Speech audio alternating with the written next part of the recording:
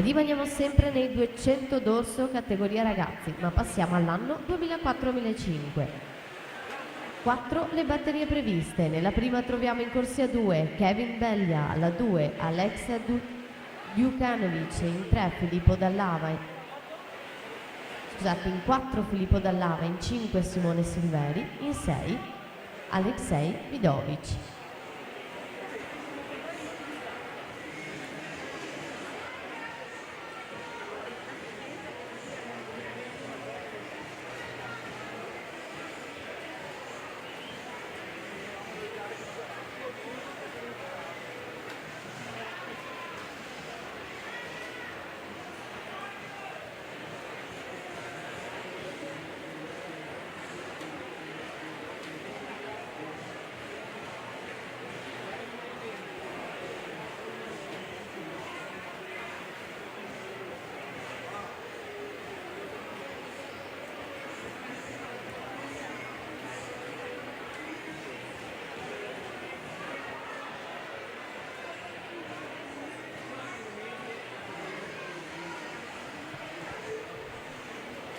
Passaggio ai 150 metri, Leonardo Limido, Team Veneto,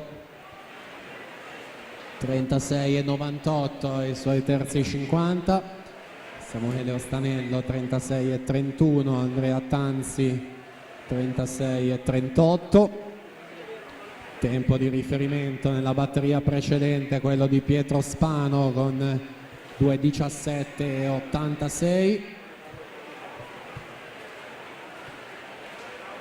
Siamo alla conclusione quindi di questa seconda ultima batteria, ragazzi primo anno, 2,20,30 Leonardo Limido in seconda posizione generale, Andrea Tanzi 2,21,10 in terza, Samuele Ostanello 2,21,36 in quarta posizione generale. A breve vi daremo come sempre il riepilogo e gli 8 finalisti, intanto alla partenza batteria 1, ragazzi 0405.